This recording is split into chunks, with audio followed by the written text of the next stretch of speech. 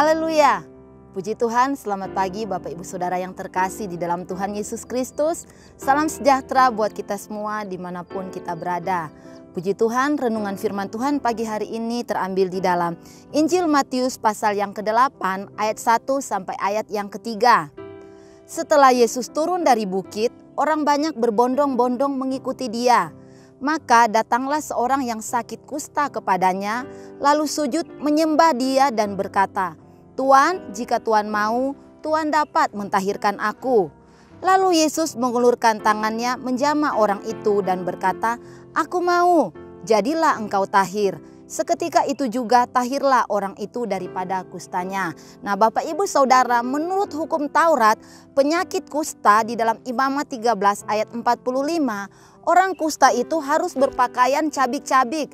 Rambutnya terurai dan ia harus menutupi mukanya sambil berseru najis, najis. Dan ayat 46, ia harus tinggal terasing.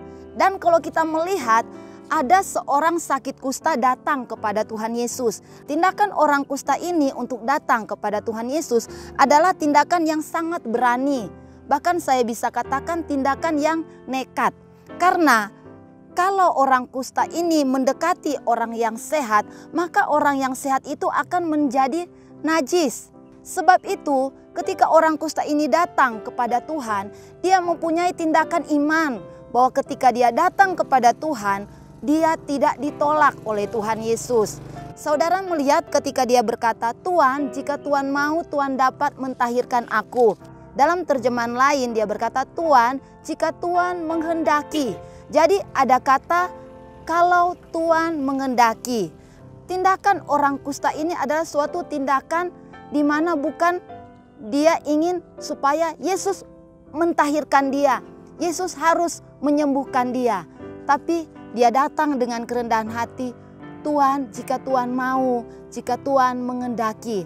Di dalam Ibrani 4 ayat 16, "Sebab itu marilah kita dengan penuh keberanian menghadapi takhta kasih karunia, supaya kita menerima rahmat dan menemukan kasih karunia untuk mendapat pertolongan kita pada waktunya." Kalau orang kusta ini takut untuk mendekati Yesus, maka dia tidak akan mengalami kesembuhan. Tapi ketika dia berani menghampiri Tuhan Yesus, menghampiri tahta kasih karunia Tuhan, dia mendapat pertolongan, dia mendapat kesembuhan, dia ditahirkan oleh Tuhan Yesus Kristus. Bapak Ibu Saudara, mungkin kita tidak mengalami sakit kusta, tapi kita mengalami kehidupan di mana hidup kita itu kita merasa kita adalah orang yang berdosa, kita adalah orang yang najis, kita adalah orang yang tidak layak untuk menghadap Tuhan. Tapi mari ketika kita mempunyai iman kepada Tuhan Yesus, kita berani datang kepada Tuhan Yesus. Tuhan tidak pernah menolak setiap siapapun yang mau datang kepada Tuhan. Bapak Ibu yang terkasih di dalam Tuhan Yesus Kristus, kenapa orang kusta ini yakin ketika dia datang kepada Tuhan, dia akan menerima pertolongan? Karena dia memiliki iman. Iman kepada Tuhan Yesus Kristus. Sebelum dia datang kepada Tuhan, pasti dia sudah mendengar cerita tentang Tuhan Yesus. Dan ketika dia mendengar tentang Tuhan Yesus, di situ timbul iman.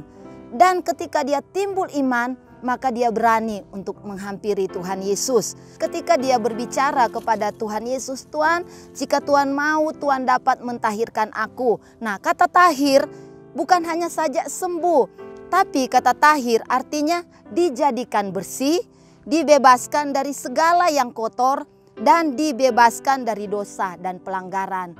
Bapak Ibu Saudara yang terkasih, ketika Tuhan Yesus menjamah orang kusta ini menjadi tahir.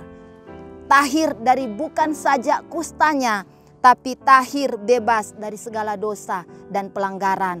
Jadi ketika Tuhan Yesus menyentuh orang kusta ini, Tuhan Yesus ingin bahwa orang kusta ini merasakan kasih Tuhan, bahwa hanya Tuhan Yesus yang bisa mentahirkan orang kusta ini. Di dalam Yohanes 6 ayat 37 di situ dikatakan, "Semua orang yang diberikan Bapa kepadaku akan datang kepadaku, dan barang siapa datang kepadaku, ia tidak akan dibuang." Terjemahan bahasa Indonesia sehari-hari, di situ dikatakan semua orang yang diberikan Bapa kepadaku akan datang kepadaku.